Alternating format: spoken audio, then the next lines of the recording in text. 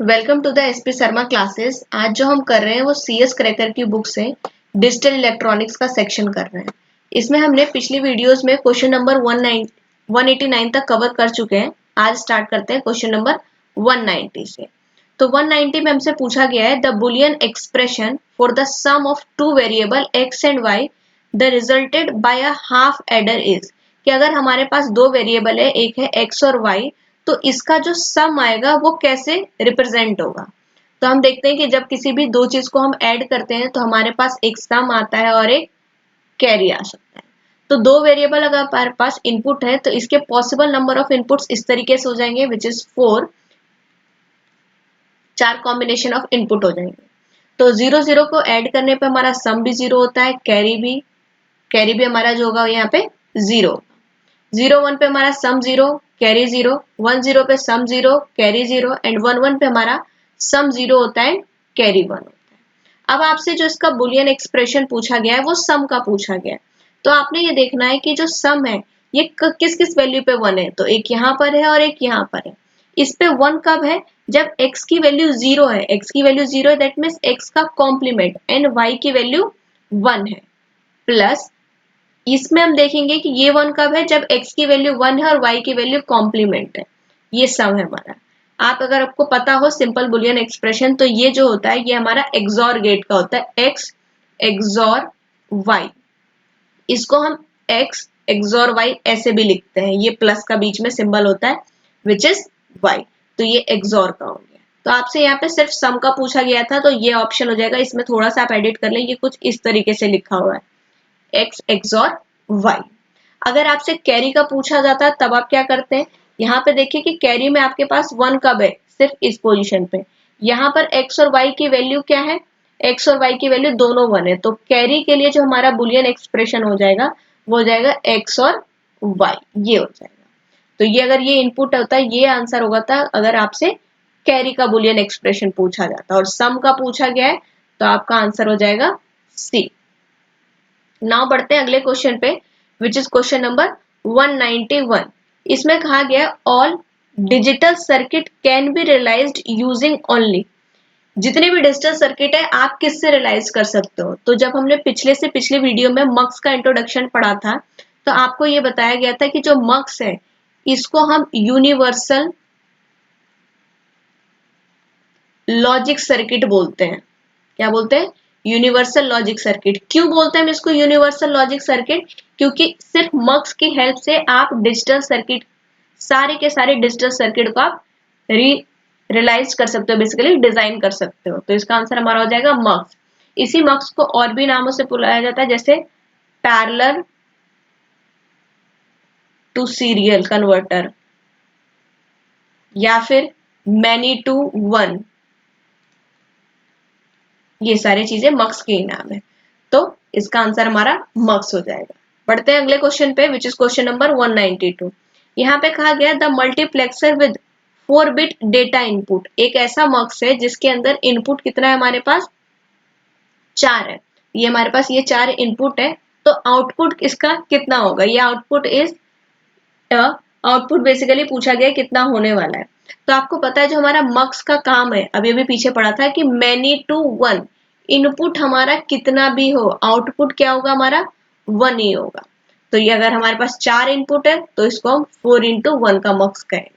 अगर हमारे पास 2 इनपुट होता तो हम इसको 2 इंटू 1 मक्स कहते हैं। 16 इनपुट होता तो 16 इंटू 1। तो यहाँ पे क्योंकि डेटा इनपुट हमारे पास 4 बिट का है, 4 बिट का डेटा है, तो ये हमारा 4 इंटू 1 हो जाएगा। बढ़ते हैं अगले क्वेश्चन पे। अब जो हमारा अगला क्वेश्चन है विच इज क्वेश्चन नंबर 193।